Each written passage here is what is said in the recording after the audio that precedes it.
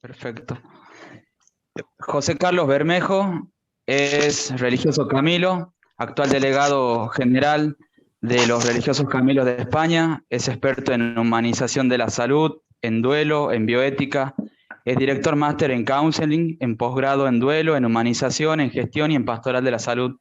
Trabaja en diferentes universidades de Europa y es autor de numerosos libros y artículos. Ha visitado el Hospice San Camilo en alguna oportunidad presencialmente y hoy vuelve a visitarlo virtualmente desde España. Por eso, con mucha alegría y gratitud, lo recibimos. Adelante, José Carlos. Muchas gracias, Enzo. Buenas noches desde España. Buenas tardes para ustedes. Con mucho gusto he aceptado encontrarme en este rato. Es para mí una gran satisfacción. Mientras empezábamos a conectarnos ahora, me venía la tentación tendría que haber preparado de otra manera para mostrarles nuestro hospice, nuestra unidad de cuidados paliativos y así poder intercambiar experiencia en lugar de hacer una presentación de contenido. Pero bueno, en todo caso podemos seguir una presentación que haré a partir de algunos ejemplos y después podemos interactuar, que creo que puede ser lo más importante, lo más interesante, porque muchas de las cosas que puedo decir creo que vosotras y vosotros ya las habéis leído en algunas de las publicaciones o podéis entrar en la página web josecarlosbermejo.es, allí en media, vídeos, y hay algunas conferencias que ya están enlatadas y accesibles. Me ha invitado Enzo y me ha invitado a poner este título a una intervención: acompañamiento al final de la vida. Bueno, creo que todos los presentes sobre esto podrían aportar y decir quizás más que yo. Yo tengo más experiencia en la docencia, en la investigación y en la dirección general, en la planificación, en haber inventado un centro concreto. Acá en Tres Cantos, a 25 kilómetros de Madrid, en España, atendemos a 33 pacientes simultáneamente al final de la vida, con una esperanza de vida de 18 días, y por lo tanto pues en nuestro centro fallecen 500 y pico personas al año, ¿no? Y acompañamos a sus familias también después del fallecimiento, si quieren, y a otras muchas personas en duelo en nuestro centro de escucha San Camilo. Bueno, tengo un muy buen recuerdo de mi paso por el hospice, muy breve, fue muy breve porque me ocupaban otras actividades docentes, ¿no? Vamos allá, un ratito de exposición y luego intercambiamos como si estuviéramos en casa, como de hecho creo que estamos todos en casa, ¿no? Una breve introducción y después seguiré algunos ejemplos y una clave para el acompañamiento. No sé si conocéis esta anécdota. Estás conduciendo tu coche en una noche de tormenta terrible. Pasas por una parada de autobús donde se encuentran 3 personas esperando.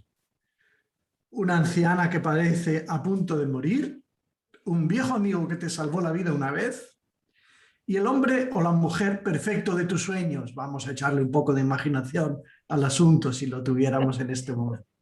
¿A cuál llevarías en el coche teniendo en cuenta que solo tienes sitio para un pasajero? Bueno, es una pregunta para provocar y para que cada uno esté diciendo, pues yo podrías llevar a la anciana porque va a morir y por lo tanto deberías salvarla primero. O alguna de vosotras o de vosotros pensará, podrías llevar al amigo ya que te salvó la vida una vez y estás en deuda con él. Sin embargo, tal vez nunca vuelvas a encontrar al amante perfecto de tus sueños y esta sería tu oportunidad, ¿no? O podrías, darle las llaves de tu coche a tu amigo, pedirle que lleve a la anciana al hospital mientras tú te quedas esperando el autobús con el hombre o la mujer de tus sueños. Bueno, no sé si esta tercera hipótesis la habíais pensado al presentar la anécdota. A la primera es posible que más bien pensáramos, pues llevamos al anciano, llevamos al amigo o aprovechamos la oportunidad. Bueno, ¿por qué propongo esta anécdota? Para deciros que no siempre, solos, no siempre, encontramos el mejor camino, la mejor solución a las encrucijadas que la vida nos va planteando, de tal manera que todos salgamos ganando. A veces necesitamos ayuda. Bueno, pues hablar de acompañamiento es hablar de dejarse ayudar, porque no siempre solos, no solo por estar al final de la vida o que nuestro ser querido esté al final de la vida, sino porque no siempre solos, en cualquier circunstancia, encontramos el mejor camino para que todos salgamos ganando desde el punto de vista emocional, espiritual, existencial, ¿no? Encontrando o dando sentido a la situación que vivimos. El mundo del counseling, que en Argentina es una profesión, como saben, gracias a Andrés Sánchez Bodas, que consiguió que en Argentina el counseling sea una profesión y con quien de vez en cuando me encuentro por estos medios. El counseling, la relación de ayuda, estas palabras que me parece que nos han hecho encontrarnos en el mundo de las publicaciones o de alguna acción formativa, quizás en Argentina, es una fuente que genera conocimientos para cualificar nuestras relaciones que quieren ser de ayuda, en particular en situaciones como son las del final de la vida. Porque no basta la buena voluntad, esto lo sabemos todos y algunos de los presentes tendrán más experiencia que yo, aunque pues, nuestra unidad de cuidados paliativos, la llamamos así, no la llamamos hospice, la llamamos unidad, ya es del año 2001 y por lo tanto son miles y miles las personas que han pasado por aquí. Voy a invitaros a mutear a quien todavía está. Vale, si pudieras cerrar los micrófonos. Ya está, ya está.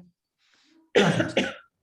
Voy a partir de un ejemplo para mostrar algo que todos afirmamos, que es que no basta la buena voluntad para acompañar en situaciones difíciles, como por ejemplo esta. Vamos a empezar de un caso que es solo una disculpa para después añadir alguna reflexión, ¿no?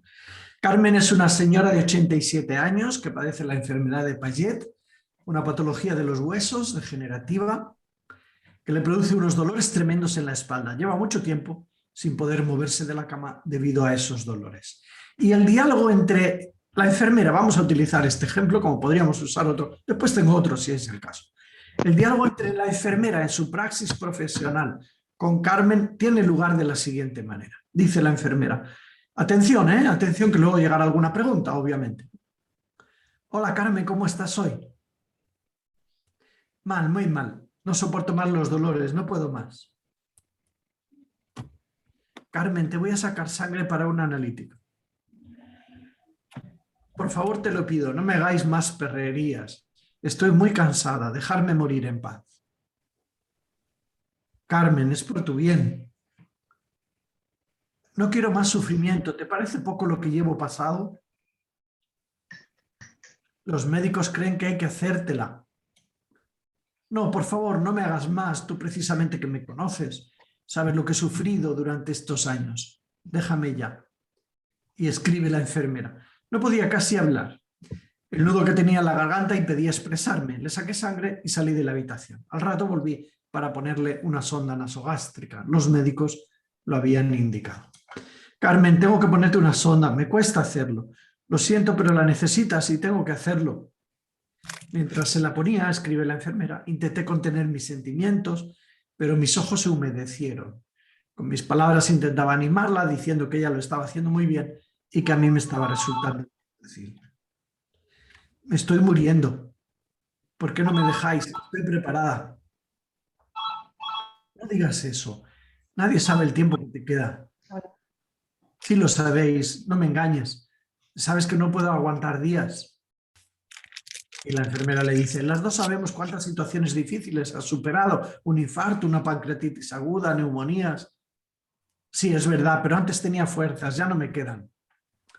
La enfermera escribe, se me empañaron de nuevo los ojos, ella lo percibió. Y cogiéndome la mano dice Carmen, la única satisfacción que tengo es teneros a vosotras. Tiene mucho dolor, ¿verdad?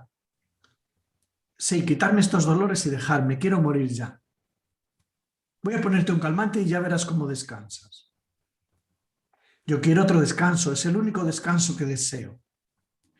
Ahora vengo, dice la enfermera, voy a por el calmante y a la vuelta Carmen dice, Ana, cuida mucho a tus hijos, quiero que los veas crecer, que seáis muy felices y cuida mucho tu espalda, que no tengas que pasar este sufrimiento que estoy pasando yo. Lo haré, de verdad. Carmen murió esa misma tarde. Bueno, este quiere ser solo un ejemplo para lanzaros el desafío y la pregunta. No busco respuestas con frases largas, sino solamente un número. Si esto fuese un examen sobre la calidad de la comunicación entre la enfermera, la calidad del acompañamiento de la enfermera y Carmen, y le pudiéramos poner desde un 0 a un 10, ¿qué nota le pondríais? Me gustaría escuchar a 3 o 4 que dicen solo el número. De 0 a 10, ¿qué tal lo ha hecho desde el punto de vista relacional? También podéis expresaros en el chat, poniendo solo el número. De 0 a 10 le pondríamos hasta donde nos acordamos. Un 2, dice Carlos. Un 8, dice Marcela. El 5 no vale, que el 5 es un modo de llegar al embudo. Un 5,1 o un 4,99, pero para evitar. Un 10 le dice Socorro. Un 9, un 4, un 7. A ver, ¿alguien más? Un 4 entonces. Muy bien. ¿Alguien más? Bueno, estamos viendo algo muy interesante para mí.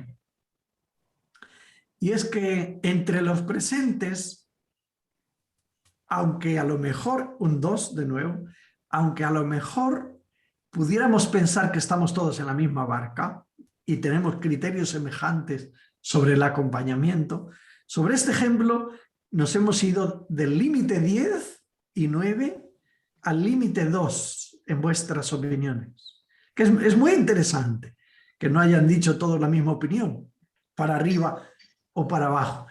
Quiere decir que bien vale la pena reflexionar sobre esta temática para hacernos pensar, porque no está claro que este estilo relacional lo podamos elogiar o lo podamos criticar y suspender, ¿no? Mira, si volvemos para atrás brevemente, C1. Mal, muy mal. No soporto más los dolores, no puedo más. Carmen, te voy a sacar sangre para una analítica. Las sirenas son aquí, en mi ventana. Fijaos, entre C1 y E2 yo percibo una grandísima distancia. Carmen habla de sí misma, estoy mal, no soporto más los dolores, no puedo más. Y la enfermera habla del procedimiento que va a seguir. En C2, por favor te lo pido, no me hagáis más perrerías, como en Argentina se diría de otra manera. Estoy muy cansada, dejadme morir en paz. Entre C2 y E3 vuelve a haber un gran salto, en el que yo diría que encuentro no se produce. Encuentro en la verdad del paciente no se produce. Carmen, es por tu bien. ¿Dónde se queda? Déjame morir en paz, estoy muy cansada, por favor te lo pido, no me hagas más, no me molestes más. Con la buena intención que tendrá este profesional.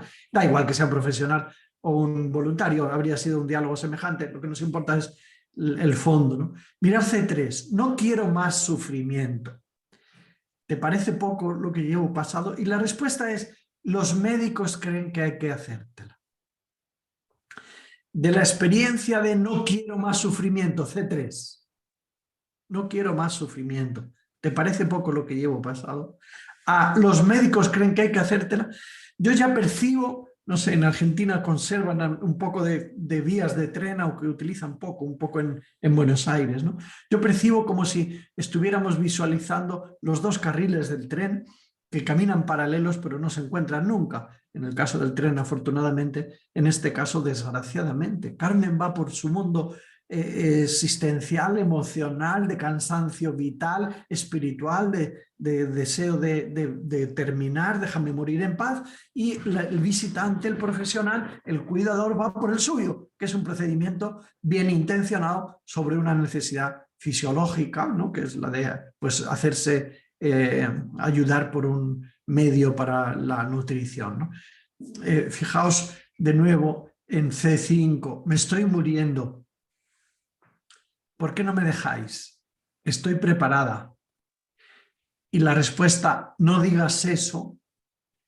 Bueno, no sé si alguien le dio un 2, yo creo que aquí ya no da ni para un 2. No digas eso, nadie sabe el tiempo que te queda. Esto es una expresión en tercera persona, es una generalización pura. Nadie sabe el tiempo que te queda, es verdad, pero es verdad para vos y para mí, y hoy y mañana, y cuando hemos estado enfermos, y lo será siempre, nadie sabe el tiempo que te queda, con lo cual podemos decir que es una pura generalización, que es lo contrario de la personalización como criterio de cualificación del acompañamiento, ¿no? Centrarse en la persona. Las terceras personas, las palabras nadie, siempre, todo el mundo, no suelen ayudar para el acompañamiento. Fijaos en C6 que vuelve Carmen a decir, sí lo sabéis, es un reclamo al diálogo en la veracidad, ¿no? No me engañes, sabes que no puedo aguantar días. Y E7 es un intento de nuevo de consolación tirando del mundo de la generalización y del pasado, ¿no? Las dos sabemos cuántas... Palmadita en la espalda, me parece. Ha sido fuerte. Y con lo cual este es un modo de impedir la escucha. Yo me atrevería a decir de impedir la escucha, de impedir el encuentro en la verdad del paciente. Dice Carmen, sí es verdad, pero antes no tenía. Antes tenía fuerzas, ya no me quedan. Quizás E9, si estáis atentas, que os veo con mucha atención, tienes mucho dolor, ¿verdad? Es una respuesta radicalmente diferente al resto. El resto, fijaos en C9, quitarme estos dolores y dejarme, quiero morir ya. Y diríamos, y E10 vuelve a escaparse, voy a por un calmante y ya verás cómo descansas.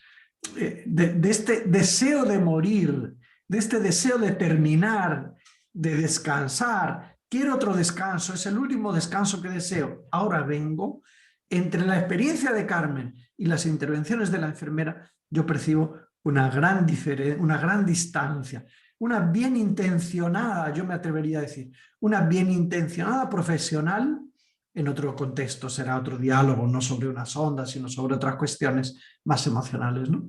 Una bien intencionada profesional que no encuentra la verdad del paciente, aunque la motivación sea saludable. ¿Y por qué será, en este caso, que me he permitido criticar de esta manera casi cruel para decir que yo aquí pondría de calificación un -2, ni siquiera un 2, sino que un -2, me voy a intentar explicar, porque en este diálogo yo lo que percibo es un desafío para el desarrollo de las competencias profesionales. Y con esta palabra, con esta expresión que voy a desarrollar en unos minutos, quiero decir también esa competencia que necesita el voluntario o el trabajador, el profesional, para cualificar el acompañamiento. Porque no basta, efectivamente no basta la buena voluntad. Mirad, para mí, a la luz de este ejemplo, pero a la luz de una investigación que he hecho recientemente con un grupo Delphi sobre este concepto de competencia profesional humanizadora, para mí uno es buen profesional cuando tiene competencia técnica y un buen voluntario cuando tiene competencia técnica para ser voluntario y tiene un modelo de voluntariado y hace una formación y está coordinado, pero no es suficiente. Es necesaria también una competencia relacional. Y hablar de acompañamiento es hablar de esto.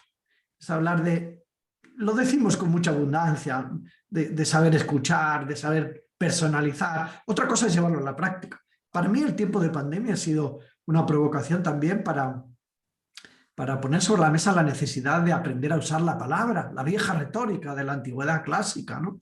Porque dado que nos hemos podido encontrar mucho menos, la escucha presencial ha bajado radicalmente por imperativo de prevención, ¿no?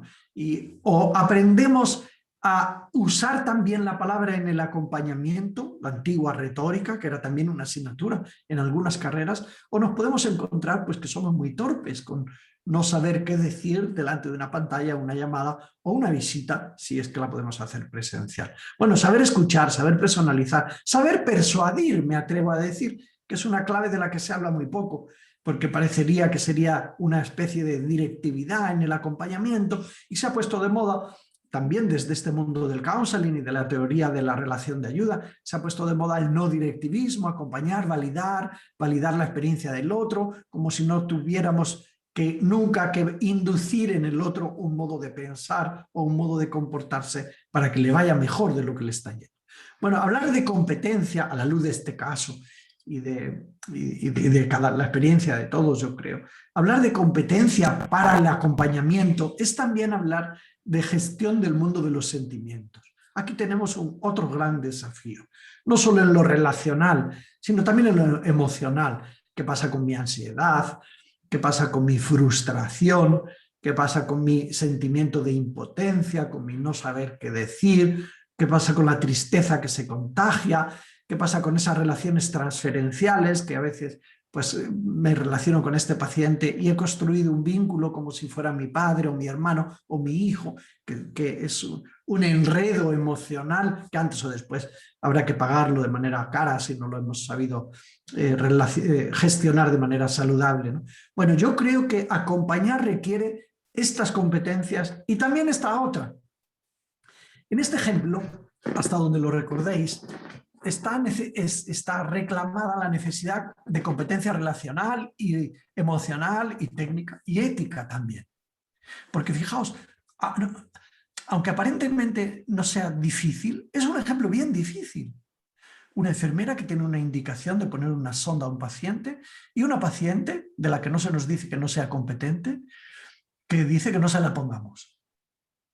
Y entre el deseo de hacer el bien, que es un curso de acción, poniéndole la sonda, y el deseo de respetar el criterio de la paciente, que es que no me la pongas, hay dos.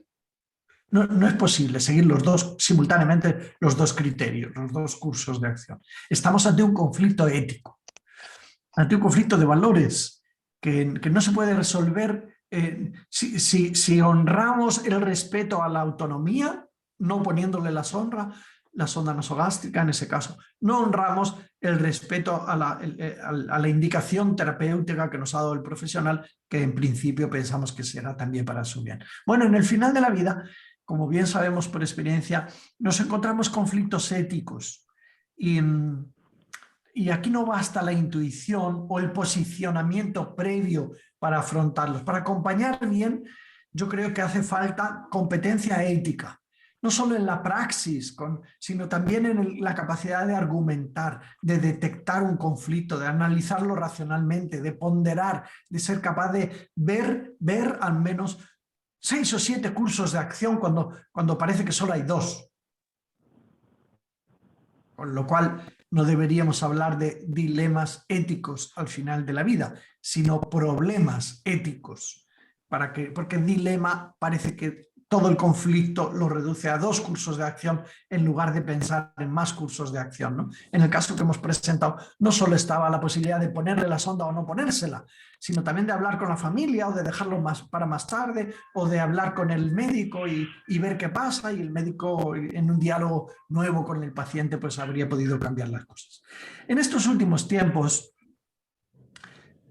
es también mi último libro, Espiritualidad y Salud, Salud y Espiritualidad, Diagnóstico y Cuidado Espiritual, pues se está hablando también de inteligencia espiritual, de competencia espiritual, de cuidado espiritual, de necesidades espirituales, de diagnóstico espiritual, de sufrimiento espiritual, de bienestar espiritual. Bueno, me parece que he dicho 10 categorías. Bien sabemos que no se reducen a la dimensión religiosa, sino que tienen que ver con el mundo de la trascendencia, del sentido, de la soledad, del vacío, que incluye también para el creyente el mundo de las creencias. Bueno, gestionar este mundo del sentido, de lo simbólico, de lo ritual, gestionar esto también requiere competencia. Al menos últimamente se habla de esto en la literatura, en los mundos científicos, sobre la paliatividad, sobre los cuidados paliativos. Se habla de necesidad de cuidado espiritual y de diagnosticar las necesidades espirituales, de síntomas espirituales. Es todo un mundo que a mí, como os digo, me ha dado para escribir el último libro, ¿no? Y yo creo que para acompañar bien necesitamos buscarnos las fuentes para enriquecernos en este campo y no creer que por la buena intención o por nuestra profunda fe y nuestra vida religiosa ya tengamos garantizada nuestra competencia espiritual.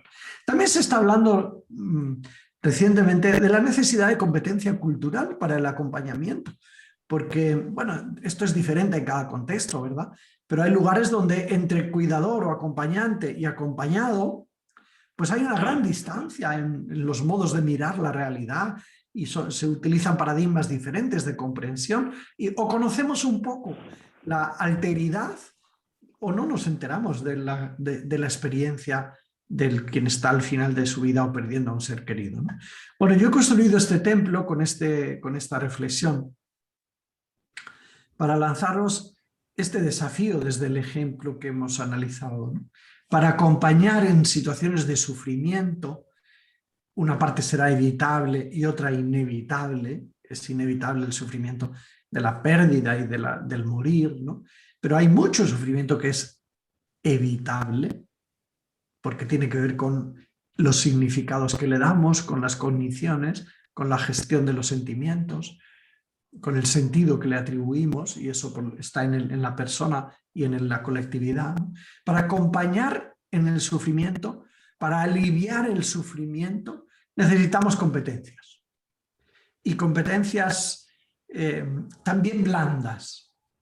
Mirad, si lo veis abajo escrito, pues se ha dado en llamar blandas a estas, a las relacionales, emocionales, éticas, espirituales y culturales. Y la dura serían las científico-técnicas. Bueno, si esto fuera un taller en vez de una conferencia pequeña y después un diálogo que seguiremos haciendo, a mí me darían ganas de preguntaros, invitaros a que os hicierais esta pregunta. ¿Cuál de estas columnas, según vuestra autopercepción, es más fina, más débil, tiene pendiente un desarrollo mayor? ¿En qué andáis más necesitados de trabajaros? ¿En lo relacional, en lo emocional, en lo ético, en lo espiritual o en lo cultural? Y esta pregunta pues os la haría en el sentido más saludable, que es una provocación para decir uno a sí mismo, en esto me tengo que buscar alguna fuente, ¿no? Porque como no podemos con todo a la vez, pues alguna fuente para reforzar el templo de mi competencia, para el acompañamiento, mi competencia. Bueno, ¿qué columna tengo más pendiente de cultivar? ¿Cuál es más débil? Para cultivar mi competencia como voluntario también, ¿eh? La palabra profesional no es para el trabajador, sino para cualquier acompañante de la persona que sufre. Mirad, me gusta esta figura para avanzar otra idea. Bueno, que no sé si con tantas veces como hablo online o presencialmente, iba a decir, no sé si la conocéis. Esta no, porque es reciente, de diseño de hace solamente un mes. Quiero decir que esta no se conoce. Mirad, aquí al Teófilo que pedía a un diseñador que ilustrara, pues le pertenece la cabeza, el corazón y las extremidades, ¿no? Que podría servir para decir, querría ser un agente humanizador del acompañamiento. Podría servir para decir, hacen falta muchos conocimientos, cabeza, por eso estáis haciendo también acciones formativas. Hace falta un gran corazón. Ayer celebrábamos a San Camilo que nos exhortaba a sus compañeros, más corazón en las manos, lo debía decir con genio. Más alma en las manos cuando hacían juegos de rol, allí en una escuela que se inventó en la Casa de la Madalena en Roma, para hacer juegos de rol y enseñar a cuidar. Así, en ese contexto, San Camilo exhortaba más corazón en las manos. Bueno, esa sabiduría que viene del mundo de lo blando, ¿no? La palabra corazón en la Sagrada Escritura tiene tantos calificativos que es de una riqueza impresionante. Es el corazón el que es inteligente en la sabiduría judeocristiana. Y las extremidades que podrían representar pues, la dimensión conductual, ¿no? El hacer. Diríamos, como cualquiera de vosotras y vosotros, que debería tener conocimientos, como adquirimos de diferentes maneras, también de la psicología, de la espiritualidad, genuinas motivaciones y en nuestro corazón solidario, altruista, que quiere generar un mundo más de cuidado, y habilidades. Hacen falta técnicas, hacen falta técnicas para personalizar, para persuadir, para consolar, la famosa consolatio de la tradición cristiana, para consolar, hacen falta también habilidades. Mirad, la figura me sirve para deciros que a veces el perfil de algunos que quieren acompañar no reúne los requisitos proporcionados. Hay gente que tiene suficientes conocimientos, buenos sentimientos y motivaciones y le faltan las técnicas. Ya le veis ahí discapacitado a la persona sin extremidades prácticamente. Hay otras personas que les pasa esto, que tienen muy buenos sentimientos, motivaciones, han entrenado habilidades y les faltan conocimientos. distinguen la sedación paliativa con la eutanasia, conocimientos, por ejemplo, de ese campo, ¿no? O no saben lo que significa la codependencia en el mundo del cuidado, o no saben lo que es el síndrome del hijo de fuera y por eso interpretan como agresiva la reacción de esta persona que viene al final y dispara contra los familiares y cuidadores cuando en realidad es un mecanismo de defensa, que la literatura lo describe así, síndrome del hijo de fuera o síndrome del hijo de Bilbao o el primo de Francia en unos países o en otros con una expresión. Bueno, hay otras personas que les pasa esto, que tienen muchos conocimientos, manejan habilidades y les falla las motivaciones. Sobre esto también habría mucho que rascar y escribir qué nos mueve para acompañar al final de la vida. ¿Queremos exorcizar nuestros miedos? ¿Queremos realmente centrarnos en los demás? ¿O venimos de una experiencia de duelo todavía no integrada de nuestro propio mundo vital? ¿Qué nos mueve, no? ¿Qué nos mueve? Contaba un autor jesuita oriental que había una vez un mono que estaba colocando a un pez en la rama de un árbol con mucha delicadeza y ternura para evitar que se ahogara.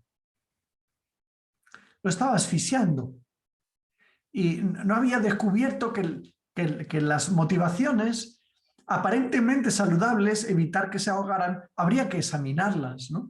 Bueno, también, como bien sabemos, en el mundo del voluntariado, a veces las motivaciones son necesarias, es necesario revisarlas, ¿no? Bueno, yo he construido de nuevo este equilibrio. A mí me parece que para acompañar al final de la vida hace falta, digamos, una cierta proporción, ¿no? Entre saber ser, saber hacer, entre conocimientos, actitudes, motivaciones, técnicas, y ahí le tenéis con una tirita en el corazón a este perfil de persona competente para el acompañamiento, que quiere decir que también podemos sacar partido de nuestra propia fragilidad, de nuestra propia vulnerabilidad. Nada humano me es ajeno, ¿no? Y como sanadores heridos que somos todos, de nuestra propia fragilidad podemos hacer tesoro. Yo también tengo experiencia de acompañar a mis seres queridos, de haberme sentido amenazado de muerte y de todos estos fantasmas, miedos, experiencias, podríamos hacer tesoro para un buen acompañamiento si las integráramos, por eso la tirita y no solo la herida, si las integráramos para que nos pasara como San Pablo que decía, cuando soy débil entonces soy fuerte, ¿no? Es decir, cuando le saco partido a mi fragilidad, entonces tengo una mayor competencia para comprender y acompañar al prójimo. Bueno, en este mundo de equilibrio para el acompañar, este es un libro de un argentino que algunos conoceréis, si no os lo aconsejo, que es el counseling, una profesión para la ayuda, el cambio y el desarrollo personal. Y yo creo que acudir al counseling es un buen camino para humanizar el acompañamiento. Esto del counseling, si para alguien le resulta poco familiar, lo podríamos de una manera muy humilde definir así, ¿no? Consiste en acompañar a personas o grupos que necesitan una orientación o un proceso de ayuda para tomar decisiones, resolver algún problema o destrabar algún conflicto que debilita y dificulta su transcurrir vital. Bueno, el counseling también lo aplicamos al final de la vida, ¿no? Y en el caso de... Hace unos años se hablaba solo de relación de ayuda, hasta que estos autores, de la mano de las fuentes, Carl Rogers, ¿no? y Robert Karkoff y Gerard Egan y otros autores, pues y yo mismo también hemos contribuido a introducir el counseling para cualificar los acompañamientos en situaciones particularmente delicadas como es el final de la vida o perder a un ser querido, estar perdiéndolo o haberlo ya perdido. Hay un autor que cito brevemente, Viktor Frankl, el famoso psiquiatra judío vienés, que estuvo en los campos de concentración nazi, que habla de 3 tipos de valores, y lo pillo solo como paréntesis para decir, mirad, acompañar al final de la vida, aplicar el counseling, estas competencias de las que venimos hablando, significa también acompañar a buscar el sentido, a ponerle el sentido. Frankl distingue dice, ¿qué da sentido a una vida? Dice este hombre, que no es un hombre cualquiera, en fin, campos de concentración nazi, pues imaginémonos. sírvanos la comparación, salvadas todas las distancias, para lo que significa estar ante algo inevitable, ¿no? Como es el morir, que uno no puede cambiar, no es elijo una cosa u otra, sino que me toca atravesarlo, o se me muere mi ser querido. Bueno, Frank le dice, mira, una vida puede tener sentido por lo que uno hace, y estos son valores de acción, ¿no? El homo faber. Y yo doy clase y me siento bien, y tú haces conduces un autobús y eso te realiza, y tú eres enfermera y eso te realiza, y tú eres estudiante, y haciendo nos realizamos. En el final de la vida estamos condenados a no hacer lo que nos daba sentido, porque estamos perdiendo. Y entonces Frank le dice, pero mira, hay otro tipo de valores que dan sentido a la vida. Y son los valores de relación, el homo amans. Si consigues vivir alguna relación significativa, pues de eso se trata, acompañar, de construir vínculos significativos, ¿no? Pero Franklin no podía, porque no estaba en un escenario donde tuviera voluntarios bien intencionados y competentes o profesionales, sino en un escenario donde los vínculos eran de opresión. Y él todavía entonces le da media vuelta de rosca más a la reflexión y dice, hay otro tipo de valores. Y aquí es donde yo quiero insistir para definir en parte en qué consiste el acompañamiento al final de la vida, que es el tema que me habéis pedido, ¿no? Y él los llama los valores de actitud o también de soportación, los bautiza así, ¿no? Que esta reflexión, por otro lado, se ha hecho muy popular, ¿no? El homo patiens. Dice, mira, esto es un canto a la libertad que hace Víctor Frankl. Dice, estoy esclavo, pero soy libre. Y dan ganas de preguntarle, explícate que esto es una contradicción. Sí, soy libre de cómo viva lo que no puedo cambiar. Soy libre de cómo vivo lo inevitable, que es la esclavitud en su caso, ¿no? Fijaos qué sugerente puede ser para quien se encuentra al final de la vida, para el acompañante, ¿no? Voy a ver si acompaño a vivir los valores de actitud para que el otro viva como quiera, dentro de cómo puede y como le dejan, vamos a ver si le dejamos, ¿no? Para que viva de manera apropiada su propio morir. Como diría el poeta, que no le mueran los demás, ni siquiera que le mueran de una manera estética, porque ha muerto tranquilito y en paz, y sonriente y orante, que sería fotográficamente o estéticamente plausible, ¿no? Sino que vamos a respetar la legítima rareza de cada quien para que cada uno dibuje el cuadro último de su morir, que no sea necesariamente el que tenga en la mente el acompañante. Mirad, os cuento que los cuadros que hay en nuestra casa generalicia de los religiosos Camilos en la Madalena, en Roma, pues son de la típica escena idealizada de muerte. Camilo muriendo, recibe la comunión de parte del cardenal, rodeado de todos sus hermanos. Y bueno, parece que es muy realista, y él escribe su testamento y da su bendición hasta para nosotros. Mando a todos los presentes y los futuros 1000 bendiciones. Pensó también en nosotros, en los del futuro. Sin embargo, creemos que todos, incluso los santos, han muerto de la misma manera. No es así. San Ignacio de Loyola murió solo en la noche. Pidió ayuda a su secretario, le dijo, vete a por la bendición papal, cosa propia de la época, que yo estoy muy mal, y el secretario le dijo, tranquilo, que no estás tan mal, y se murió solo. O si queréis, como se ha dicho en parte de la literatura, cum sola, con la soledad. Ya se han encargado algunos pintores después de falsear la realidad. Atención, que esto no es una curiosidad solo. Falsear la realidad para pintar a San Ignacio muriendo acompañado, muriendo rodeado, como otros, ¿no? Como os decía antes San Camilo. Para proyectar un ideal de muerte rodeado en la tranquilidad, en la serenidad, y haciendo un legado espiritual que den ganas de dejarlo escrito, de fotografiarlo, ¿no? San Agustín murió lleno de sentimientos de culpa. mandó escribir el Salmo 50 en las paredes para seguir leyéndolo, angustiado, ¿no? Angustiado por su propia biografía, ¿no? San Juan de la Cruz murió siendo cuidado por uno que le tenía manía, el superior de la casa de Baeza, Jaén, en el sur de España, ¿no? Por decir algunos referentes, y rechazando la musicoterapia que le ofrecían, que hoy habríamos dicho, ¿quién la va a rechazar?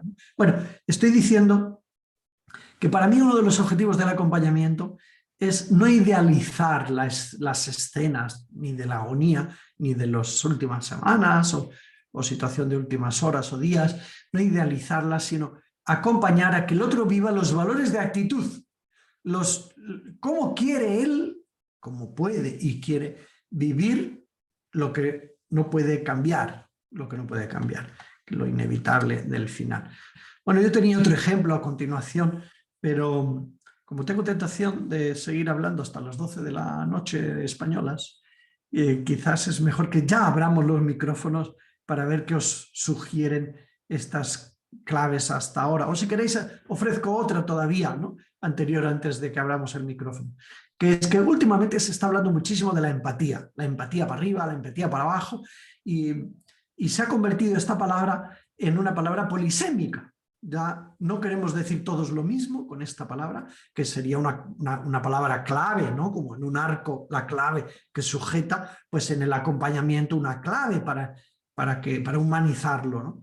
Bueno, os quiero decir que también se ha escrito contra la empatía. Así se titula el libro de Paul Boom, Contra la empatía, a favor de una compasión racional. Interesante la propuesta también de crítica, aunque yo no comparta el punto de partida del autor sobre el concepto de empatía. Pero lo que quiero decir es que esta palabra que se está difundiendo tanto, deberíamos rescatarla y profundizarla. Dejémoslo para otro día o para el diálogo de ahora, como queráis.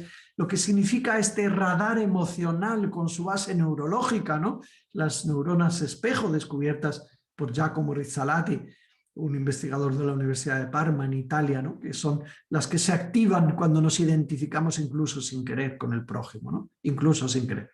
Para mí la empatía, volviendo a la figura de antes, esa que tenía cabeza, corazón y extremidades, es antes que nada una actitud que hay que currársela, hay que trabajársela, a nivel cognitivo, a nivel afectivo y a nivel conductual, para entrar en el mundo del otro, sabiendo que pisamos tierra sagrada, que es realmente difícil hacerse cargo de la experiencia ajena. La empatía no es bidireccional, de caerse bien, o el feeling, no, es unidireccional, el esfuerzo cognitivo, afectivo y conductual por entrar en el mundo del otro, para comprender su experiencia y hacer lo que en nuestras manos esté para transmitir que nos hacemos cargo. Y esta empatía avanzada, que sería la comunicación de la comprensión, pues podría ser de alivio, porque sentirse comprendido es como sentirse hospedado, ¿no? Y esto alivia al ser humano. Curiosamente también, las personas que empatizan realmente con los pacientes terminan sintiéndose hospedados en el corazón del propio paciente. Hay una experiencia constructiva muy curiosa y que valdría la pena también masticar y explorar como trasfondo del concepto de hospitalidad compasiva y lo que tiene eso de bondad para el que hospeda, ¿no?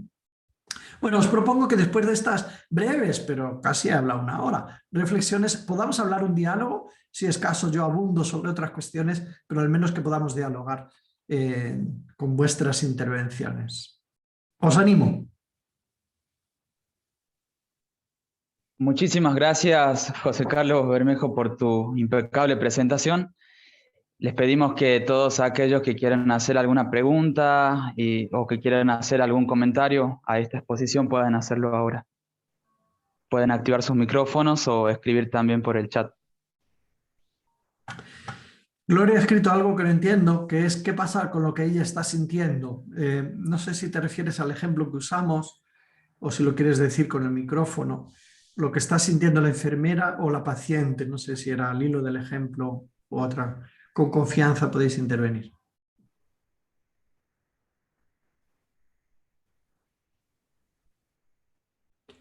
También podéis confesaros y decir cuál de las competencias a las que me he referido las tenéis más necesitadas de desarrollo.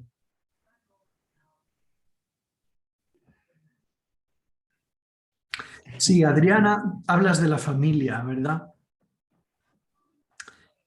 Bueno, no estamos más que introduciéndonos en lo que la necesidad de competencias y la clave de la empatía y el perfil del buen acompañante. En realidad esto sirve tanto para los pacientes como para las familias, ¿verdad? En las familias tenemos situaciones tan variopintas, desde la que vive en una conspiración de silencio adaptativa, desde la que juega la mentira de una manera desadaptativa y haciendo daño, desde el que viene de fuera y suelta su agresividad, que hemos bautizado como síndrome del hijo de fuera, si recordáis, o a ese otro que se siente culpable porque quiere estar al pie de la cama 24 horas y genera una codependencia, y en realidad un espectador equivocado podría decir: mira cuánto le quiere, no se separa de él ni a sol ni a sombra, en lugar de decir: mira cuánto nos necesita para que equilibre la interdependencia y no esté ahí sin cuidarse para cuidar, y sin, porque luego vendrá un duelo complicado seguramente, ¿no? Si alguien no se sabe separar, ¿no? Desde esas otras familias que se cansan tanto que se queman, ¿no? Y hablamos del síndrome del burnout, que se puso tan de moda en el año 74 con Freudenberger, este psicoanalista alemán que empezó a hablar de ello, ¿no? En el voluntariado precisamente. Pero que hoy estamos compensando con otros conceptos como fatiga por compasión, no solo burnout, que es un punto de llegada patológico, ¿no? Sino el precio de la empatía, y que estamos compensando con otros conceptos como satisfacción por compasión. También cuidar satisface, ¿no? Y por eso hay muchas familias que se atreven a decir: es bello este proceso de acompañamiento, aunque se me esté muriendo mi marido o mi esposa, ¿no? Es bello. O mi hijo. Yo hablé ayer 1 hora con una mujer de 54 años que se le ha muerto su única hija de 17 años, Dios mío, ¿no? Preciosa, me mandó una foto de ambas juntas, más guapas que la belleza divina, y se ha quedado sola después del divorcio y muerta la hija, ¿no? Y sin embargo habla de belleza. Estamos hablando de la familia, ¿no?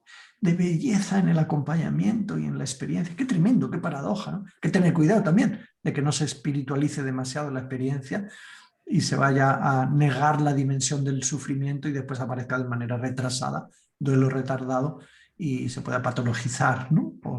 por sublimar en exceso. Bueno, la familia a veces nos parece que nos obstaculiza, por ejemplo, el mundo ritual o sacramental, cuando toca celebrar, por ejemplo, la unción, que es una experiencia tan enriquecedora para los creyentes, celebrar la presencia de Dios de manera sacramental, y a veces la familia dice, pero que no se entere, ¿no? Y yo ahí veo también un desafío para que los acompañantes digan: pues a quien me dice pero que no se entere, le tengo que ungir con mi relación, tengo que hablar porque esta persona está sufriendo, ¿no?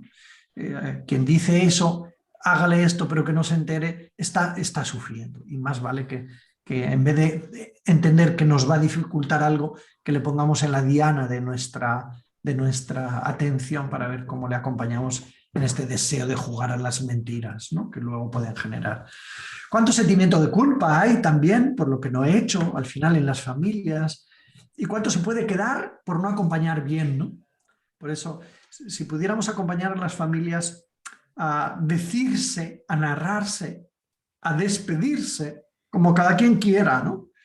Como cada quien quiera, pidiéndose perdón, perdonándose, agradeciéndose. Pero a veces hay en el acompañante una valencia pedagógica muy buena. Yo me he encontrado en habitaciones, no pocas, en las que los familiares, en la agonía en particular, están contra la pared más lejana de la cama.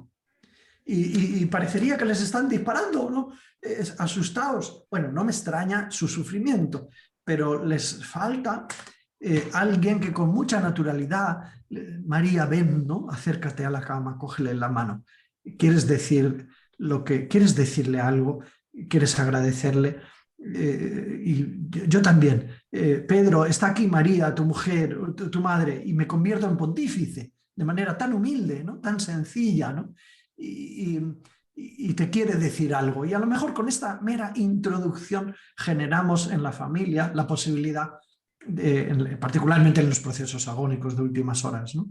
La posibilidad de hacer un cierre que luego puede ser preventivo en términos de duelo complicado, ¿no? Porque sabemos que un buen acompañamiento al final de la vida a nuestros seres queridos disminuye la complicación, es un factor protector de la complicación del duelo, ¿no?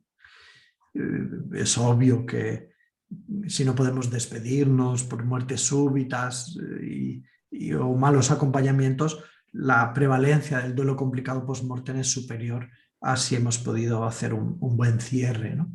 Por eso los cuidados paliativos tienen tanto poder humanizador, no solo para el que se muere, sino también para el mundo del duelo.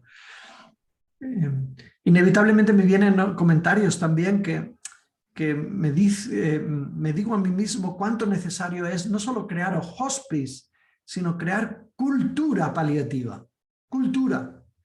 Porque no basta con esos 10, 20, 100, 5.000 enfermos que hemos acompañado mientras morían con esta filosofía paliativa, sino que es necesario que la sociedad construya una cultura que no niegue, que integre el morir, y que esto nos hará bien a todos en la cotidianidad y será humanizador también para cuando luego se presenta el final de nuestros seres queridos. Por eso también el Papa habló hace un año y pico, ¿no?, de cultura paliativa, no solo de cuidados paliativos, cultura paliativa. Creo que los hospices en este sentido deberían ser lugares, como creo que pretenden ser los vuestros, ¿no?, que permeen en la sociedad, no solamente que asistan con un buen modelo a esos pocos que se mueren y sus familias, sino que tengan un impacto en la cultura, mediático también, porque hay que hacer... El año pasado participé en un congreso en Lisboa de marketing y cuidados paliativos. Me sonó un poco raro al principio cuando me invitaron. Me pareció tan necesario después, cuando participé, porque o hacemos, en el buen sentido, marketing, influencia, influjo en la cultura, en la sociedad, o pues lo nuestro será ese poquito de bien, de esos reductos, oasis que vamos construyendo en los hospices o unidades o servicios domiciliarios, ¿no? Bueno, me gustaría que alguien más se animara con alguna pregunta. ¿Puedo hacer una pregunta, Enzo? Ángeles la ha hecho ya. Ah, bueno, Ángeles. Sí. Ángeles Joffe, me parece que es el apellido de una de las mayores investigadoras. Sí. ¿Es el mismo apellido tuyo de una de Sí, las mayores investigadoras sobre salud y espiritualidad? Sí, pero no soy familiar. No, mi pregunta era sobre eso, vos hablaste sobre que aconsejar, que está como mal visto en estos procesos, y vos dijiste que hay, bueno, entendí que dijiste que en algunos casos uno puede ayudar con una actitud o... Persuasiva.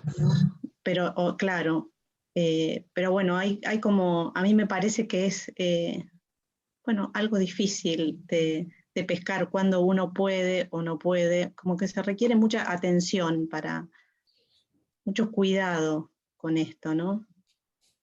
Gracias, Ángeles. Me das la posibilidad de abrir un melón muy grande, porque, mira, yo creo que en la historia, en esto del acompañamiento, somos hijos de una tendencia pasada a decir al otro lo que hay que hacer, ¿no? Y bueno, pues los manuales de Lars Moriendi eran puros consejos: haga, diga, y haciendo y diciendo esto, pues morirá en paz.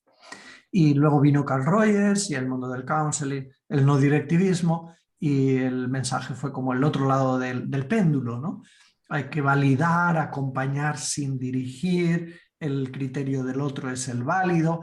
Y a mi juicio, lo que quise decir, y dije muy deprisa, es que nos hemos ido al otro extremo, ¿no?, en el que hay que validarlo todo. El otro día en unas jornadas en Barcelona alguien afirmó: nosotros cuando hacemos counseling le mostramos al cliente que decida lo que decida, a nosotros nos parece bien.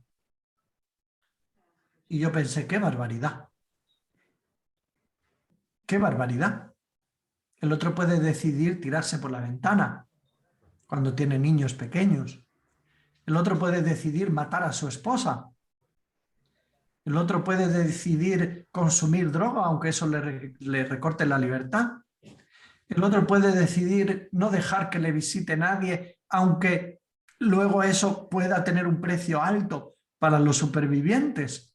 El otro puede decidir también cosas que hagan daño, ¿no? Y entonces, os confieso, porque dirijo un máster en counseling, ¿no? Y otro máster en intervención en duelo, que en estos últimos años estoy empeñado en buscar el equilibrio, donde también quepa la legítima persuasión. Persuadir es inducir en el otro una convicción, un modo de gestionar los pensamientos, los sentimientos, las conductas, sin caer, obviamente, creo que lo intuyo que es lo que quiere subrayar al llamar a la prudencia, sin caer en la manipulación ni en la coacción, ¿no? Con sagrada humildad. Pero qué bien si cuando yo estaba un poco enfermo, que estuve en este lugar encerrado un mes y una semana en el hospital, y mi mayor enemigo eran mis propios pensamientos, ¿no? Mis propios pensamientos de que me moría y no había entierro y mis hermanas no se podían abrazar ni me verían, en fin, los malos pensamientos que yo llamaba los fantasmas y las ratas de cloaca nocturnas que me visitaban como a cualquier ser humano. Qué bien si alguien hubiera tenido habilidades para inducir, para acompañarme, no solo a comprenderme que lo necesitaba, ¿no? Como todo hijo de vecino, sino también alguien con habilidades eficaces que me hubieran conseguido modificar la gestión de algunos pensamientos antes de no dormir, porque de dormir era una tarea muy compleja en tiempos de coronavirus, en marzo del año pasado, ¿no? Qué bien si alguien hubiera tenido habilidades, digámoslo técnicamente, persuasivas, ¿no? Y, bueno, los antiguos filósofos le daban mucho valor al uso correcto de la palabra al servicio de la relación de ayuda. Luego los modernos psicólogos, y me meto ahí en ese club en el sentido de promotor del counseling, ¿no? Nos hemos empeñado en darle mucho valor a la escucha.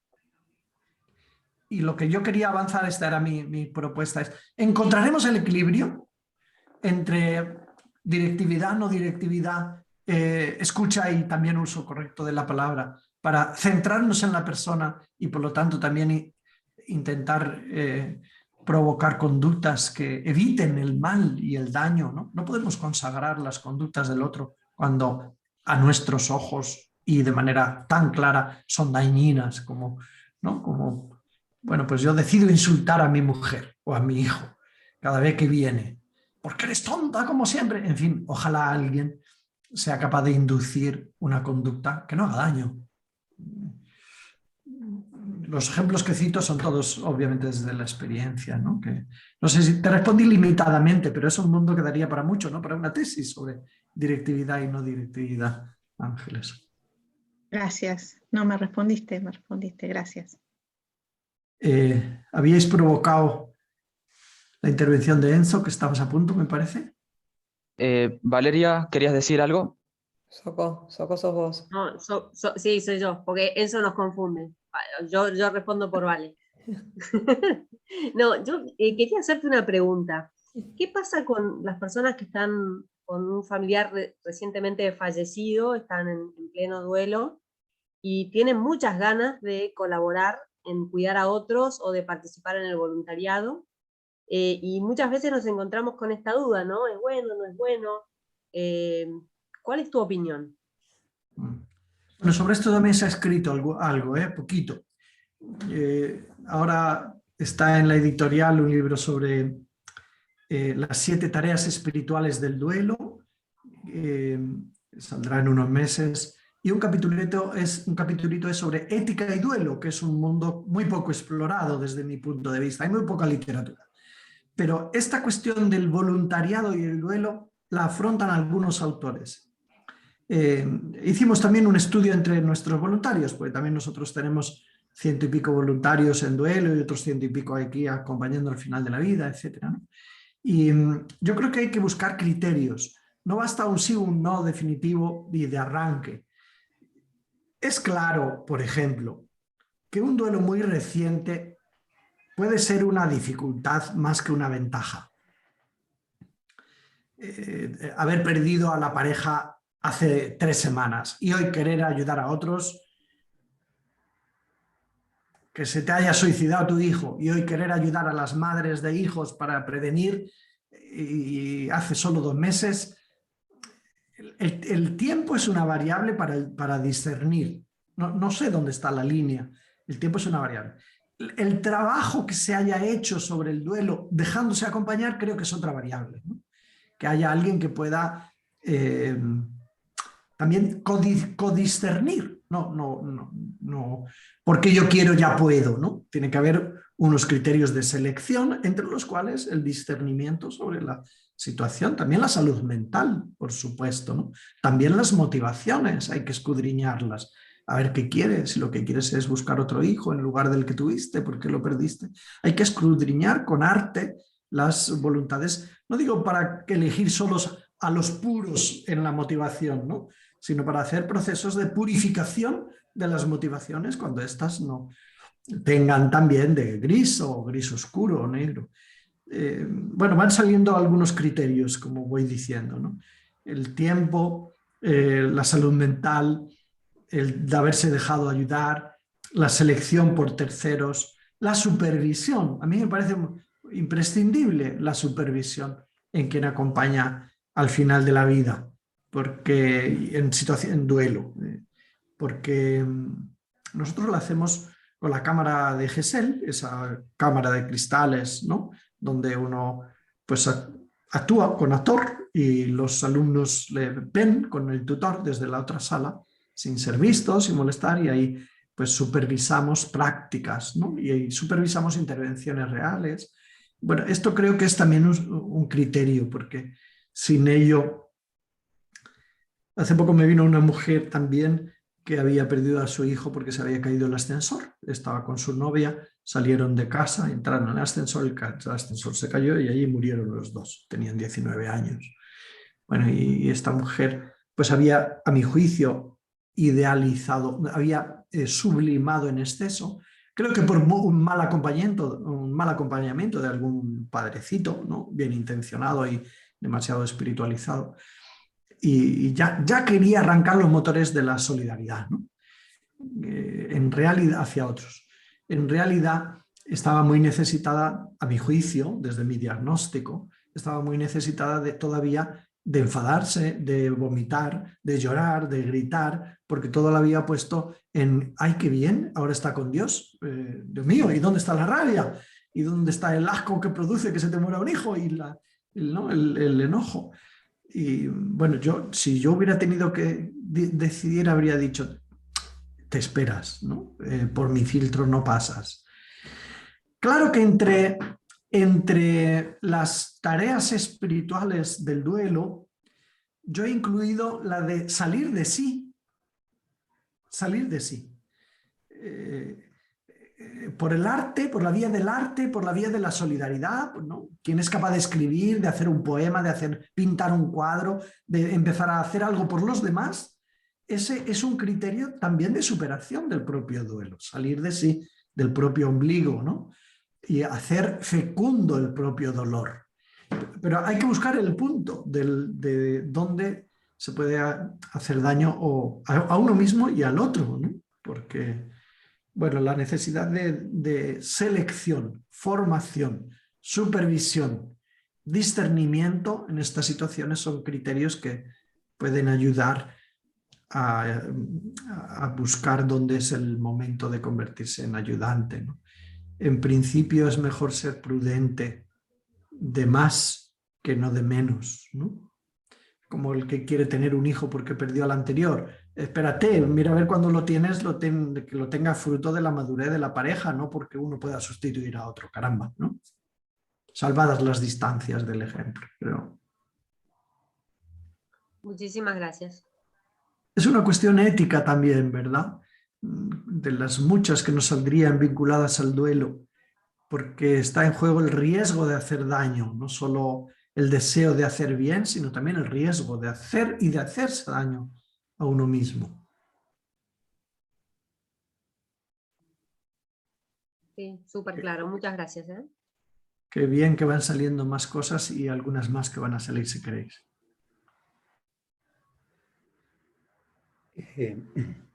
Una consulta. Horacio. Yo estudié counseling con Sánchez Boda y tus conceptos y tus libros atraviesan, ¿no?, la carrera. Esto de la empatía, del darse cuenta, en el acompañar al otro, a veces es difícil esto que decías ante vos de cómo es esto de no directividad y poder hacer algo por el otro. ¿Es la mayéutica esto de con preguntas ir acompañando al otro a darse cuenta, una forma de intervenir sin ser directivo? Bueno, la mayéutica socrática es un arte fantástico para ayudar al otro a narrar, ¿no? Que sabemos que la madre de Sócrates era partera, ¿no? Sócrates, el filósofo, no el futbolista. Él era partera y entonces ayudaba a dar a luz. Y la observación de Sócrates le llevó a decir esto, a pensar esto. Así como la partera hace esto con la mamá, que es ayudar a sacar a la luz lo que en realidad no es suyo, porque tiene vida propia, ¿no? Así también desde el punto de vista del acompañamiento, un counselor, un voluntario, un profesional, puede ayudar al otro a dar a luz con las preguntas potentes, que se dice así hoy en la moda del coaching, sobre todo, ayudar al otro a sacar, a parir, a narrar su propia realidad, y así en la narrativa se encuentra también empoderamiento. Uno se hace más dueño de su propia realidad cuando es narrada, cuando es contada, porque pone orden. Narrar ayuda a poner orden en y a dar sentido, porque el sentido a veces pensamos que es algo que se encuentra como una piedrecita, una moneda que se ha caído y a ver dónde está. El sentido en realidad, más que encontrarlo, se asigna, ¿no? Se da. Y narrando asignamos sentido a la propia realidad. En la docencia de counseling, nosotros más que educar a hacer preguntas, que también, porque en el libro aquel Introducción al Counseling hay un capítulo sobre las preguntas en el acompañamiento, intentamos educar a la respuesta a reformulación, ¿no? A la respuesta a reflejo, a la respuesta que hace eco, una reiteración pura de pocas palabras, ¿no? A la respuesta que nombra los sentimientos de fondo, de evolución del fondo emotivo, convirtiéndolo en forma, ¿no? Mostrar al otro lo que yo capto que tú sientes y no lo has dicho, pero yo capto, te veo enojado, ¿no? Siento que tienes mucha rabia dentro de ti, me parece que estás profundamente triste, aunque, devolver nombrando los sentimientos que percibimos que le habitan al otro. Reiterar, devolver el fondo emotivo, dilucidar también, ayudar, que son técnicas diferentes a la pregunta, ayudar al otro a poner orden. Por un lado me dices que no puedes dormir porque piensas en tu papá, y por otro lado me dices que cuando no duermes pues te levantas y tomas café. Y que por otro lado después tienes mal genio y lo pagas con tu marido por la mañana. Y este devolver poniendo orden, mostrando que veo que hay varias cosas diferentes en la narración del otro, es muy útil para evitar el estilo interrogatorio en el que podríamos caer si utilizáramos sobre todo las preguntas en el acompañamiento, ¿no? Bienvenida a la pregunta mayéutica, a la pregunta socrática, a la pregunta que personaliza, ¿qué significa esto para ti? ¿No? ¿Qué piensas que puedes hacer para que te vaya mejor? Estas preguntas que no son investigación pura sobre datos o curiosidades, son bienvenidas. Pero cuando nosotros tenemos una metodología de aprendizaje que consiste en transcribir diálogos reales y después analizarlos. Y cuando uno, al analizar un diálogo propio, observa que ha hecho muchas preguntas, tiene que preguntarse, valga la redundancia, si no se ha convertido en un investigador más que en un acompañante, ¿no? Por eso es muy bienvenida la pregunta mayéutica y es más bienvenida la técnica del reflejo, de la reformulación, de la reiteración, de la dilucidación, de la devolución del fondo emotivo, que para Rogers es el aparato técnico fundamental del counseling, fundamental. También para confrontar, y quizás para persuadir, diría yo. Uno podría decir que tiene que tener conjugar los verbos también en imperativo. Pues creo que no. Muchas veces responder reformulando es también confrontar, ¿no? Mostrar las contradicciones y visibilizar caminos alternativos para buscar el bien de nuestro ayudado, ¿no? Qué buena pregunta, Horacio. Gracias.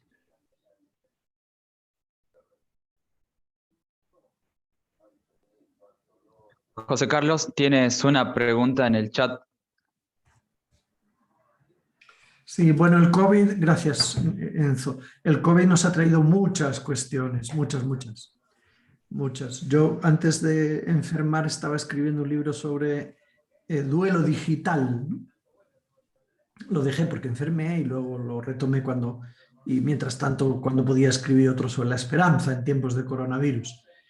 Y en este sobre duelo digital, pues me ha dado tiempo para pensar mucho en cómo acompañar a alguien que en este mundo de pandemia y en el post-mortem de la pandemia, ¿no? A los supervivientes.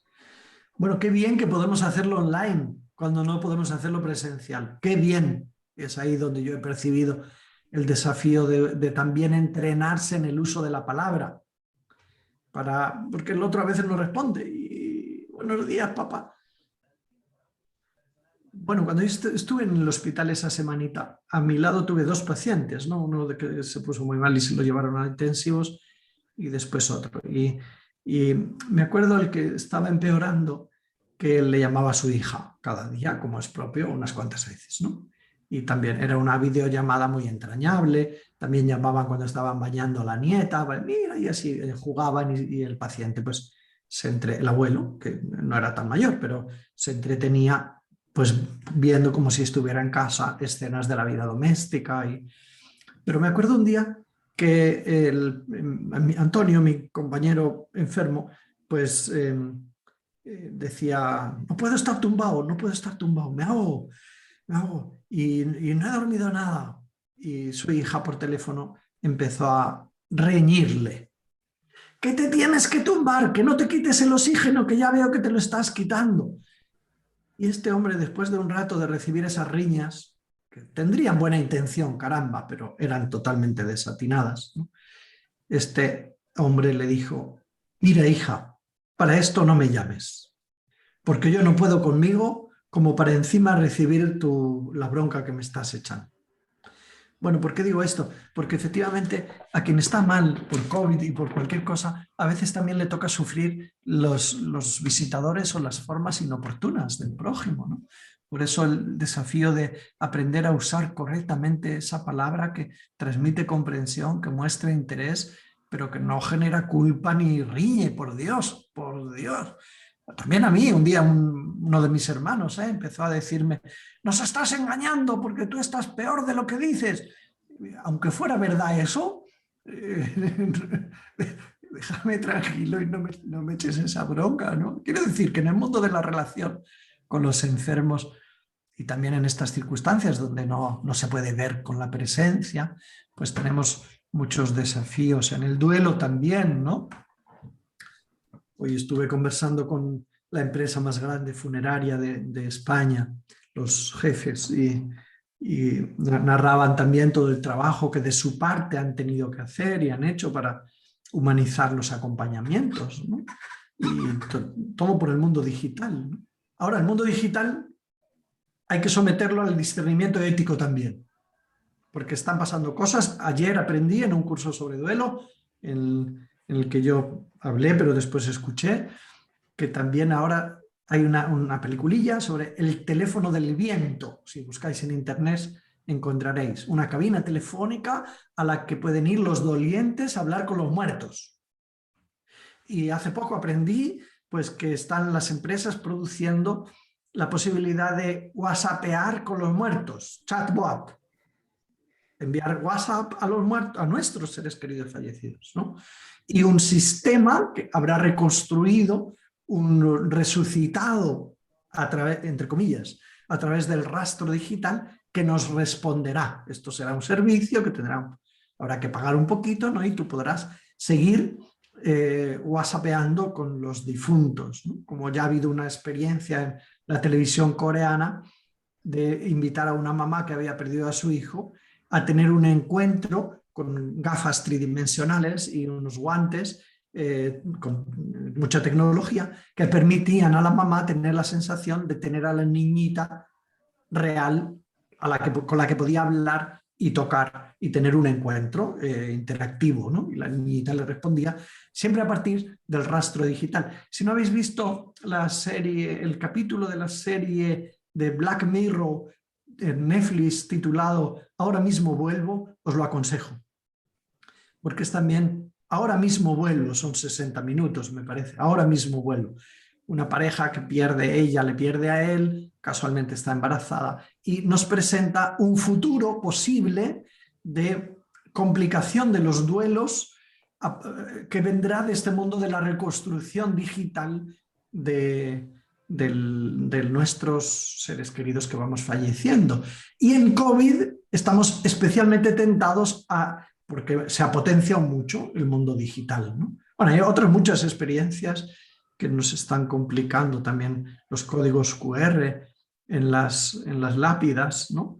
Para decir, Lázaro, sal fuera, y tendremos en nuestro móvil pues al difunto en forma de vídeos o colecciones de fotos o audios que van preparando y las empresas lo empiezan a vender. Todo un mundo, además de las asambleas digitales, pues que sí que ayudan pues a reunirse para hacer ritos, ¿no?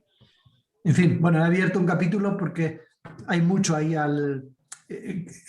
hay enfermeras y cuidadores que han hecho un trabajo fantástico y lo siguen haciendo a través de los teléfonos, ¿no? Y voluntarios, para que las personas aisladas pues tuvieran esa comunicación, ¿no? Pues esa comunicación que siempre es un desafío, a las competencias que decíamos antes, ¿no? Relacionales, y más todavía que presencial, porque lo presencial pues tiene otros elementos. Bueno, si tenías alguna pregunta más concreta, porque era muy amplia, pues yo sigo disponible, u otras, ¿eh? Claro que mis respuestas no agotan todo lo que se puede decir, porque son... Yo tengo muchas ganas de hacerte una pregunta que es un tanto personal, pero si no querés me decís que no y listo. Con libertad. Bueno, entiendo que estuviste enfermo, que estuviste con COVID, que fue un largo tiempo, y me animo a preguntarte cuáles fueron tus temores y cómo hiciste, si es que tuviste alguna forma o alguna herramienta para aliviarte, más allá del acompañamiento, ¿no? Sí. Bueno, acompañamiento tuve el telefónico, que era de todo tipo, ¿no? Era hasta inoportuno, porque esto de que te pongan WhatsApp a las 11 de la noche cuando estás en el hospital, pues cabe suponer que ya estarás intentando dormir, ¿no? O dormido. En fin, aparte de eso, a mí mis mayores temores fueron estos fantasmas. Yo temí morirme, pero esto tenía un significado muy concreto. Eran mis hermanos, mis hermanas, mis amigos, mis proyectos, ¿no? Vi cómo se caían la primera noche que pasé en urgencias, ¿no? Vi cómo se caían todos los proyectos que de alguna manera están conectados a mi liderazgo, ¿no? Inevitablemente. Visualizaba que mis hermanos no se podían abrazar porque mi cadáver lo trataban. Hice tanto pis que se me arrugó mucho la piel y dije, este ya es el aspecto de mi próximo cadáver, que estará tan arrugadillo que vendrá alguien, lo retirará y nadie más lo verá, porque no se puede ver y porque lo llevarán a un sótano, como estaban pasando las cosas. Y mi mayor miedo era un sufrimiento vicario, así lo he escrito, porque se publicó un capítulo en el libro Dios en la pandemia, que coordinó el cardenal Casper y prologó el Papa Francisco, argentino todavía, y curiosamente. Y ahí narré estas experiencias, estos miedos, que me ayudaban. Bueno, desde que se declaró el estado de alarma, empecé a hacer una oración de 1 minuto, grabada con el móvil, y la empecé a lanzar, y actualmente está llegando a miles de personas porque se ha convertido en una cadena, ¿no?, viral, de agradecimiento, de agradecimiento. Yo confieso que orar en clave de agradecimiento 1 minuto al día, fíjate, y compartirlo generó una asamblea digital que a mí me hizo bien. Nunca oré en clave de petición, sino siempre de agradecimiento por lo que he tenido en la vida y por lo que tengo. Y eso me ayudó. En los momentos más cansados, que no tenía ganas de nada, curiosamente, pues repetía el Ave María, que no es, confieso que no es una práctica muy habitual en mí, ¿no? Repetir mucho el Ave María, ¿no? Pero la repetía porque la monotonía era suficientemente monótona y aburrida como para generarme una relajación. Y me decía a mí mismo, es que el Padre Nuestro es cosa seria, ¿no? Confieso que todos los días cantaba secretamente el himno a San Camilo. Y cantándolo me emocionaba. Y, bueno, eran pequeños recursos, pequeños recursos. Naturalmente que debí de verle tanto las orejas al lobo que a quienes me llamaban, esos típicas llamadas que hace 4 años, 15 años, ¿no?, que personas que no te llaman y es por si acaso es la última, ¿no? Pues confieso que a toda esa gente pues empecé a decirle abiertamente que les quería. Yo no digo cada día te quiero, ¿no? No, desgraciadamente no es un hábito que yo tenga, ¿no? Y bueno, eso de decir, si me muero, a mí mismo decirme, si me muero, a fulanito, a menganito, al otro, ya les he dicho que les quiero, ¿no?, y que les agradezco y que les quiero mucho. Me parece que a mí pensar en esa clave me está haciendo bien y lo hice abundantemente. Y, bueno, estos son algunos recursos. Yo, como te digo, no dejé de poder escribir cada día una oración al menos de 1 minuto, ¿no?, aunque me temblaba mucho la mano, y después grabarla, aunque hubiera ruido del oxígeno al lado. Estas pequeñas cosas me fueron útiles y estos miedos me acompañaron. Pero mira, eso fue el momento más crítico, aunque esto es narración personal, pero es lo que me has preguntado, ¿no? La segunda parte fue quizás más dura, que es cuando ya había dado negativo a las pruebas, ya podía salir y entonces no podía caminar apenas. Tuve que coger un bastón y esa fase de necesidad, de otros síntomas que nadie sabía interpretar, inflamaciones, dolores, sudores, que parecía que a nadie le interesaban, porque no te vas a morir porque la infección pulmonar está superada. Y como no te vas a morir, pues parecía a mí, me parecía a mí que a nadie le interesaba, era incertidumbre, se masticaba la incertidumbre, ¿no? No el riesgo y el miedo, sino la incertidumbre, que son diferentes. Y esa incertidumbre fue para mí más difícil de gestionar. Algunas personas eran más habilidosas y lo reforzaban con una presencia, pues, y te preocupe lo que te preocupe, pues cuéntamelo y ya está, ¿no? Muchísimas gracias, muchas gracias. A ti. Si alguien más quiere intervenir, puede hacerlo. Si no, de esta manera ya vamos concluyendo este encuentro.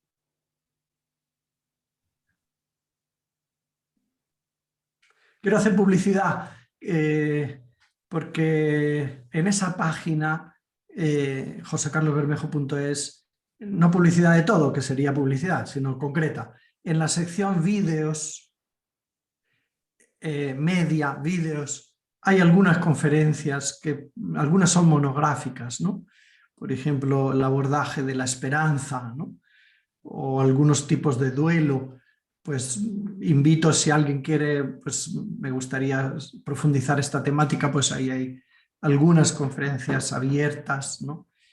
Además de, si alguien tiene más curiosidades académicas, ¿no?, artículos científicos, pues en publicaciones hay de divulgación y otros más de puros resultados de trabajos de campo de la investigación. En ese sentido, porque está accesible, os invito, si os sirve a alguien para vuestro acompañamiento.